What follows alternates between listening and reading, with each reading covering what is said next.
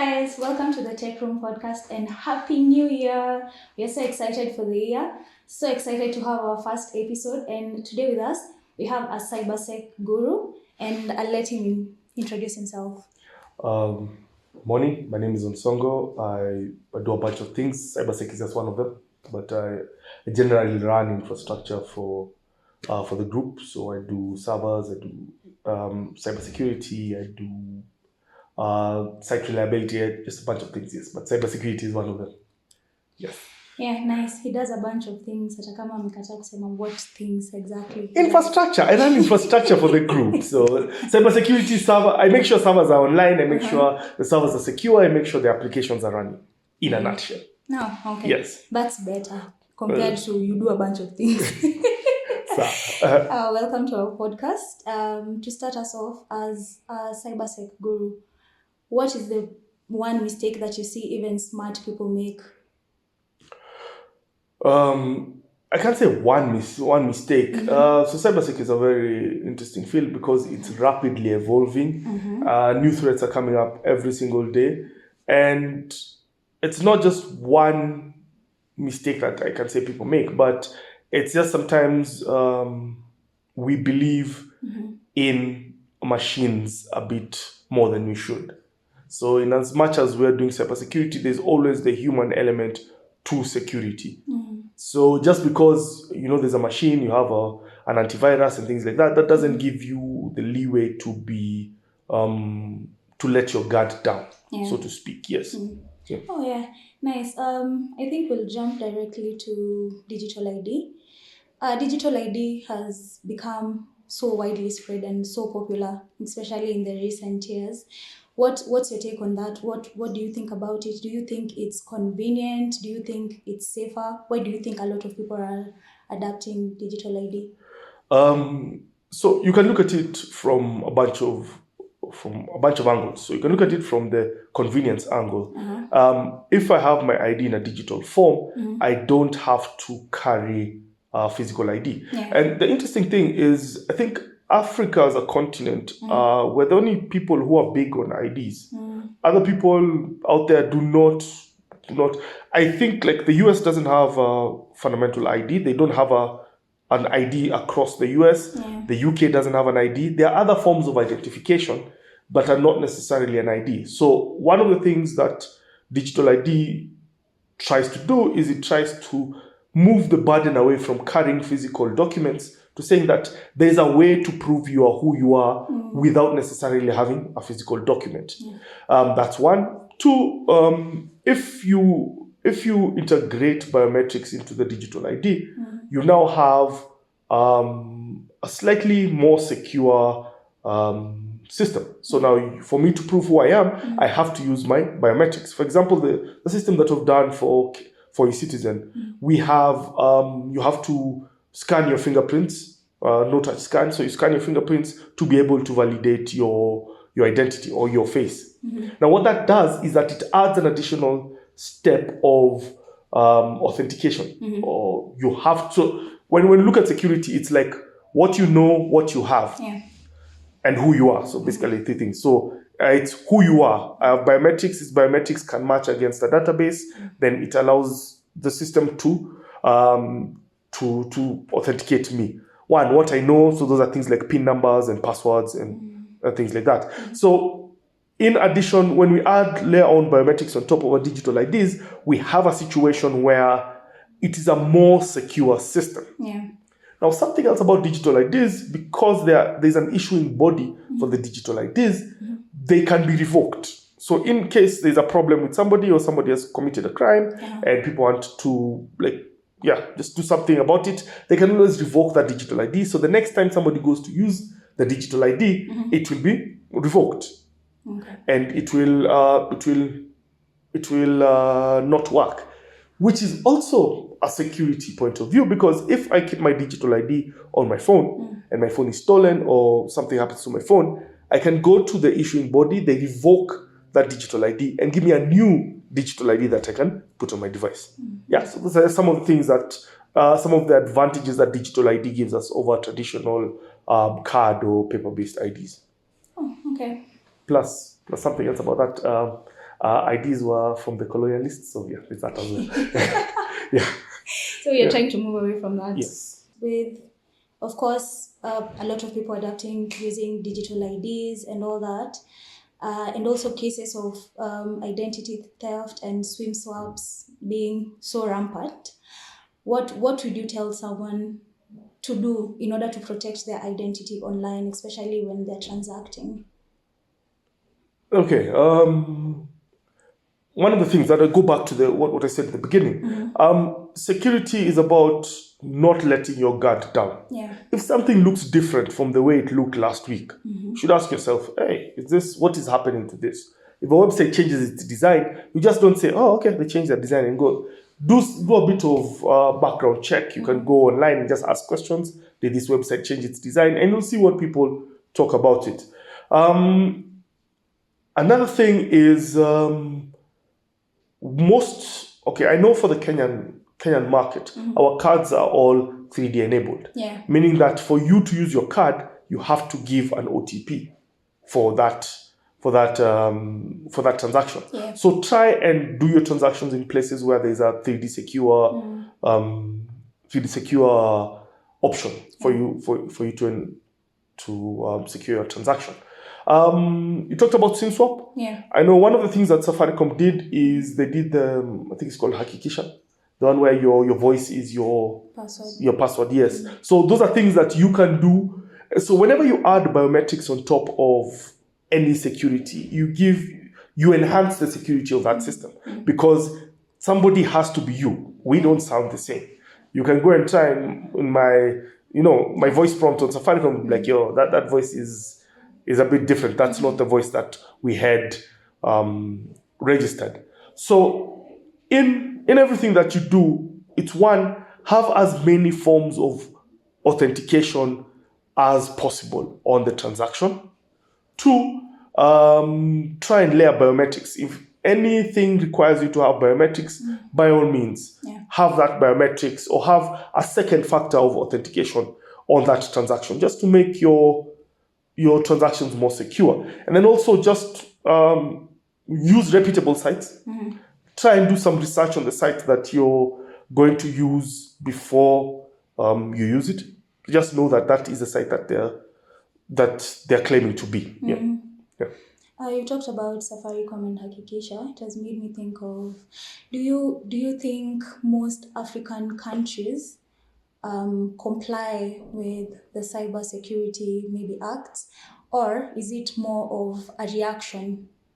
Do they just react after incidences, or do you feel like they truly really comply to these rules put in place? It's interesting because when we look at Africa and cybersecurity, it's very interesting because we're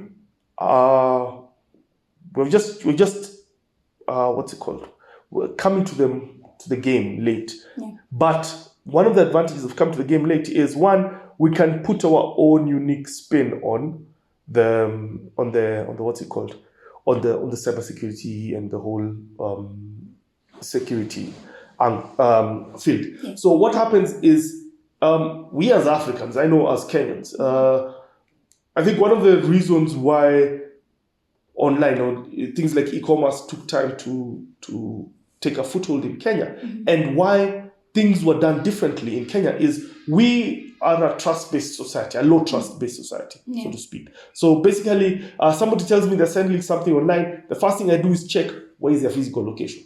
Yes. Yeah. If I can see a physical location and they tell me that this is where the goods are going to be delivered to, it gives me peace of mind to transact with them. I think Jumia had to do drop-off points. Yeah, because we as Kenyans just don't trust. Yeah. And it's a good thing. We don't trust. So it's like, deliver to my house. No. Show me a point. I will go pick it from there, So those are things that we're doing e-commerce, but we're putting our own African paranoia and our own African spin on e-commerce. So that being said, our legislation, there are some things that can be done better. I know there's legislation already, but there are some things that can be done better to enhance cybercrime and the penalties for cybercrime. Because mostly when people think about cybercrime, they think about it like a victimless crime. Why do I say this? Because somebody is saying money was stolen from a computer. You can imagine trying to explain to your grandmother that, okay, the money was on this computer here. This computer, the money was stolen and it was moved to this computer. And, there are things which people can't comprehend. They know physical, they know money, they know, and Pesa is the most digital they'll go. So our laws need to keep up with the rapidly evolving landscape in matters of cybersecurity. But the good thing about it is that we have a relatively young population, given the rest of the world. So our population is mostly below 21. Like if you look at, I think it's Uganda, which is like half the population is below 21. So in Kenya as well, our population is mostly a young population. And one of the advantages of a young population, these are people who have grown up with these things. And some of these laws can be explained to them better and they can understand these things better. In addition to that, we can start teaching things like what is known as cyber hygiene, how to take care of yourself from a younger age. When kids as young as 10 are getting email addresses, one of the things that we need to do is to teach them, this is cyber hygiene, this is what you do on your email, this is how you protect it, this is how this is how you identify a scam or a malicious link and things like that. So we have a young population, we can start teaching them and start ingraining that whole cybersecurity, cyber hygiene into them at a younger age. But all in all, coming from a low trust society, our cybersecurity and being a low trust society go hand in hand. People are more vigilant to some of these things. Not that they don't go through, because scams still go through, but people are more vigilant and we have an opportunity to catch them earlier as they're growing up. Yeah, nice. You've talked about Jumia putting in place drop-off points. Yes. What is this? What would you advise a business person to invest in terms matters cybersecurity? What is the one investment that you'd actually tell someone, this, if you invest in this, you're protecting not only your company but also your customers? Okay, so now I can answer that question. Now I can answer it from the business perspective because that's what we do, and I can answer it from the non-business perspective. So let me answer from the non-business perspective. One, you either have to research, and we know that might not be your strong point. So what I'd advise is get assistance from somebody more tech savvy, somebody you trust and somebody who's more tech savvy than you, which is interesting because it might be the kids, the business owners' kids. Just tell your kids, hey, you're doing this business. How can we protect this business? What are you hearing? Your kids can also go online and check what is being said about the business. If anything, if there are fake sites that are trying to copy the business and things like that, so they can go and give you that information. The biggest thing about security is having as many eyes looking at the same thing as possible. Why do I say this? If you look at something and I look at something, we'll have our own different perspectives. And if you have somebody who does cybersec for a living, look at something, and you look at it, their perspective can inform things that you can do. So that's what I'm saying. The first thing is, one, look for somebody who's more tech savvy than you as a business person. It might be your kids. I know African parents have a thing where they don't trust their kids in the business, but unfortunately, that's one of the best ways to, one, market, and two, protect your business. Now, the second way of looking at it now from the business point of view is get a security partner. Get a security partner, and this security partner will advise you. They will help you secure your assets. They will advise you on purchases that you make in the future or things that you might want to do. So the only problem with that is now you have to get a reputable partner, because we also, in as much as it's cybersecurity, they're also unscrupulous people. People who are, this is a new field, let me go into it without having that full knowledge of the cybersecurity field. But if you can get a partner, a trusted partner, and that partner can assist you to secure your business and to basically just be more secure online. For businesses, one of the easiest ways to do it is to talk to your ISP, so your internet service provider. Some ISPs have facilities where they can provide you with security on top of your internet bandwidth. Yeah. So that's a stepping point, but it's just advisable to get a professional or a company come to us, and we shall sort you out. Yeah. Yes, we shall sort you out. We'll do your penetration testing. We'll do your vulnerability assessment. We will advise you on how to build your systems. Yeah. If you want to go a step further, we'll tell you how you can get compliance.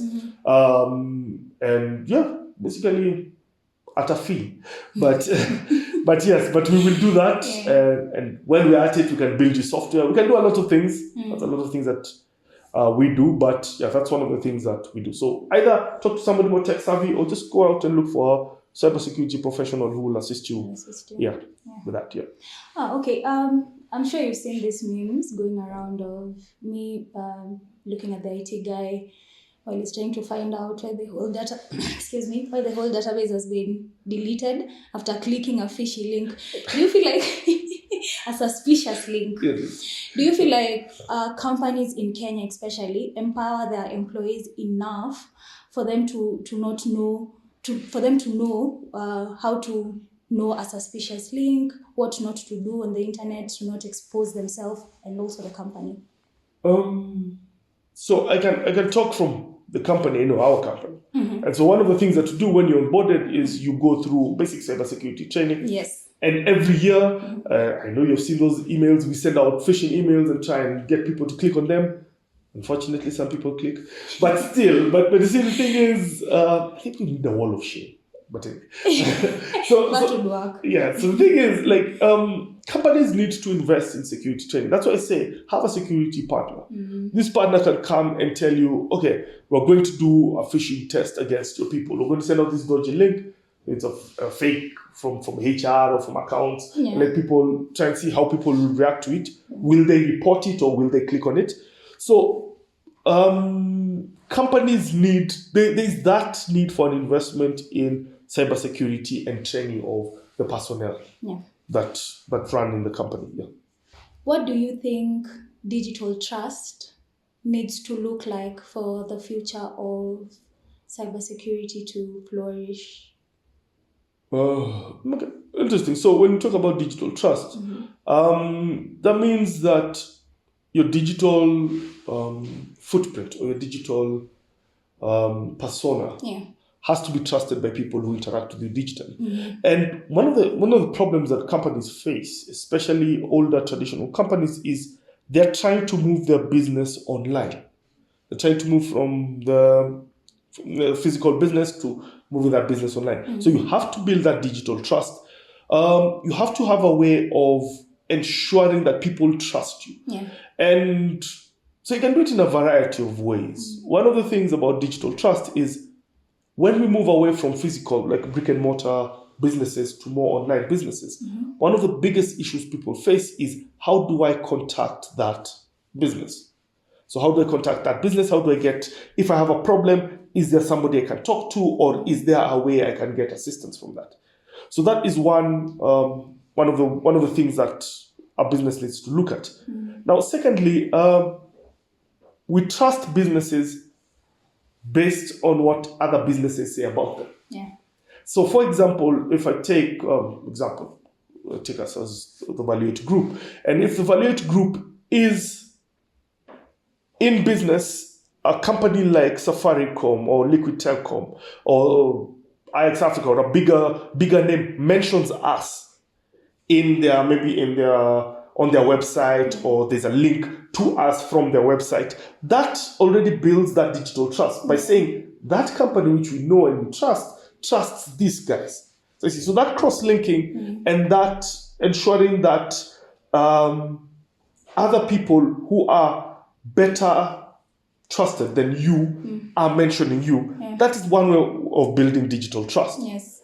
And then another way of building digital trust is you have to have consistent persona across all digital formats. And this is where, I'm sorry I'm mentioning them a lot, but this is where I give Safaricom marks, because Safaricom have done their corporate colors, and what they have done is, in the corporate colors, in any communication that they give, it's their corporate colors are always there. So it's prominent. It's a green thing. Yeah. First thing is like, oh, Safaricom. You know, so they have made it in such a way that we trust their corporate colors. But in addition to that, we trust the channels with which Safaricom communicates out towards the public. So as an organization, if you say, how are we going to communicate? We're going to communicate in these three channels. We're going to use Twitter, we're going to use Facebook, we're going to use Instagram. It should be a thing that you do often enough that people know that if this message is not in these three platforms, it's not legitimate from the company. And the same thing is that regardless of the three platforms, it has to be the same message across. The same message looks the same, feels the same, conveys the same thing across. So basically what you're trying to do is you're trying to build trust where people know that if I need to know something about this company, like they say, oh, the Valley Group is launching a new product. How do I know? I go to their LinkedIn, their X, their Facebook, and I'll see the same message. That leads me to know that this is a legitimate message. If it's a site, if it's something that's mentioned on one of the bloggers or on a gossip site, I can always say, okay, you've said it, but it's not in these platforms. It's not real. You see. So those are some of the things that you need to, a company needs to work on to ensure that their digital persona is consistent across the board, and they always communicate in the same manner, in the same platforms throughout. We have seen a lot of big organizations, for example, Safaricom. They've normalized getting queries from Twitter and other platforms, social media platforms. What do you think about that? Does it expose them or their customers to fraudsters more and scammers, or is it in a way reducing the risk of people being scammed from the fraudsters? So you can look at it in two ways, and that's one of the problems that we face is that people keep trying to get Twitter handles and Facebook handles that look like what we do.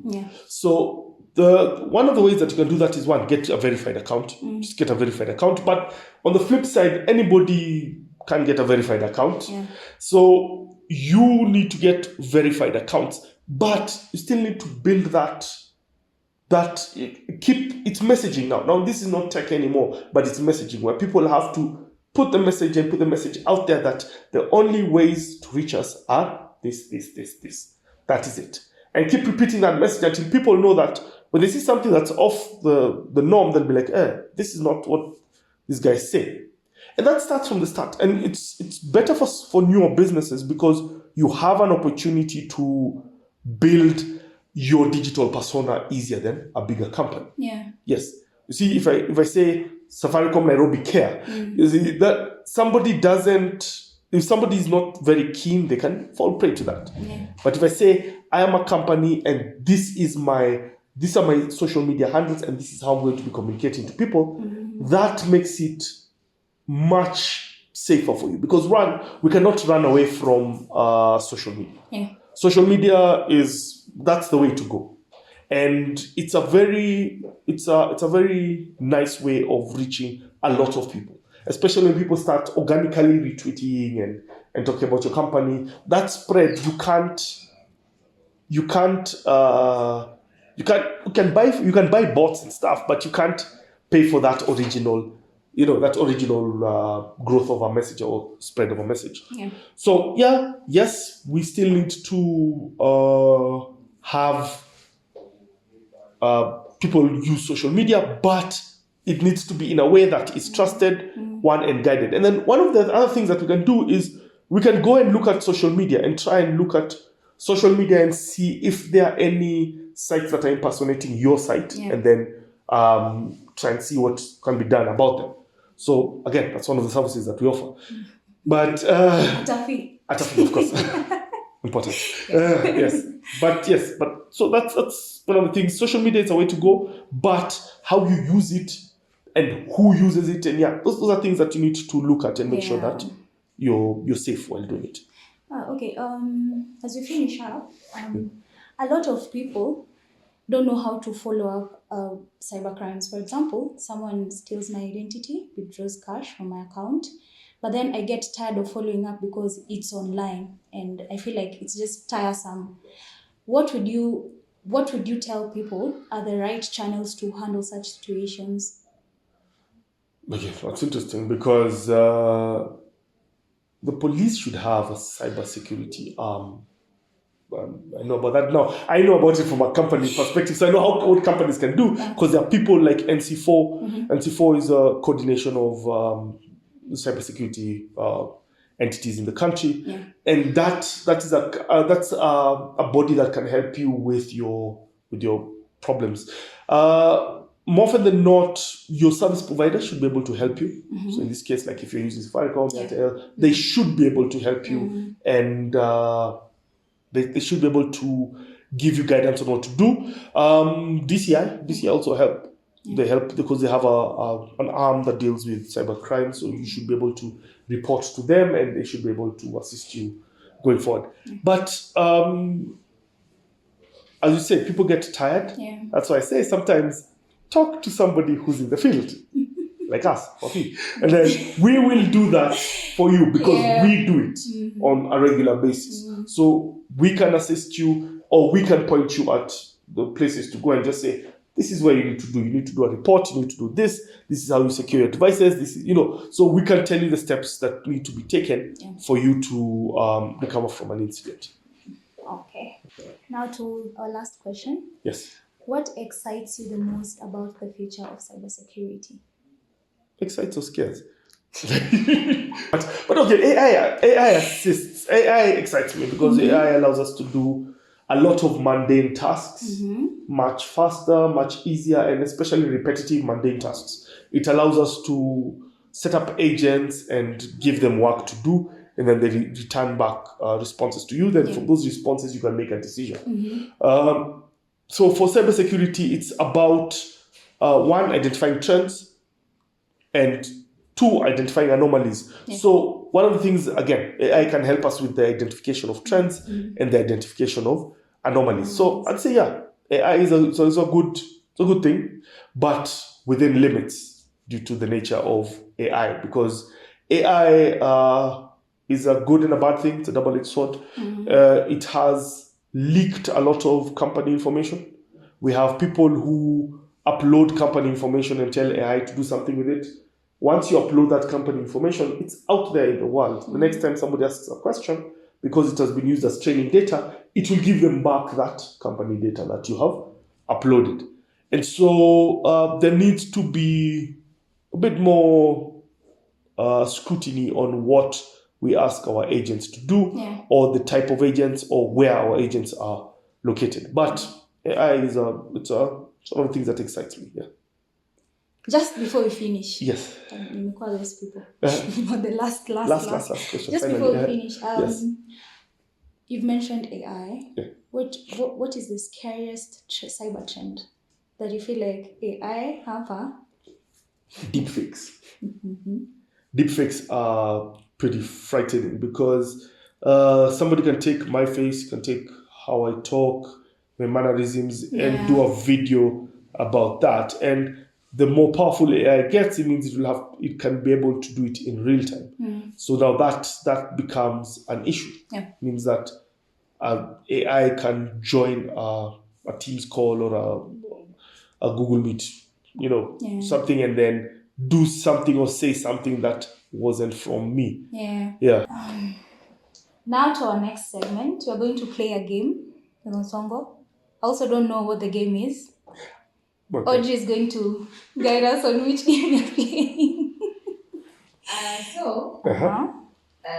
Since it's a new year, we're just chilling. It's February. It's already next year. It's a new year. 2027. Mid-February. I'm working. So I'm not going to go hard on you guys. Just a bunch of questions, general knowledge. You can, and it's not back to back. I'm shooting a question. The fastest to answer gets the point. Oh, cool. Yes. So if Positive people will Get to go try. down. Yeah. I don't know, man. I wanna play. You wanna play? No. So, Join the family. Yes. So we're going to start with what has keys but can't open locks? piano. Staki game. To play this game anymore. This game is really Continue, darling, continue. Next I'm question. your best friend. Remember, I'm your best friend, please. Don't worry, I'm ready to. Don't get anything. What is the sentence? But work hard. Just the same as Sawa. friend Anafikiria some slow person. So next question. How many animals of each species did Moses take to the ark? 2. One, Moses didn't take anybody to the ark, and then it was. Sit down. I told you to crash you. So that you delete that. This key game. Let's continue. Even it was Noah, but okay. No, not Moses. Exactly. Hey. Lord. What gets wetter the more it dries? The ocean. No. The more it dries, it Towel. gets wetter. Yes. It's a towel. Na kuna kuachilia mwingine. Kuna mhurumia. Kwani She's a umeniachia? lady. She's a lady. Just Mbona give her one. unaniachia? Unapata tu. Mhurumia manze. Crash ndo next time. Deka bidii. Sawa. I'll work hard. Let's move on to a different genre. Game haijaisha wote. How do you mean we are moving to a different genre? Where is the song Let It Go from? Frozen. Yes, that one. Yes. See. Age is letting me down. Hakuna cha hiyo. Who is referred to as the king of pop? Michael Jackson. Okay. Continue. Again. Kanyaga. In your face. What does WWE stand for? Worldwide Entertainment, which is worldwide wrestling. Thank you, please, guys. sit down. Sit Journey. down. Which is formerly WWF. Yes, exactly. Sit down. Born yet. Acha. Check, let's do You this. see, Frozen, yeah, like. Let's do this. Ida toka Sharon naingia. I told you I want to play. This is so embarrassing. Oh my god. One last question. Mm-hmm. One last question. What is the hardest natural substance? Diamond. Gold. Surely. Diamond. Surely gold. Gold. Gold scratches, even gold. Madam. Hey, you are bad, guys. Hey. You are bad. Sure. Me no new game.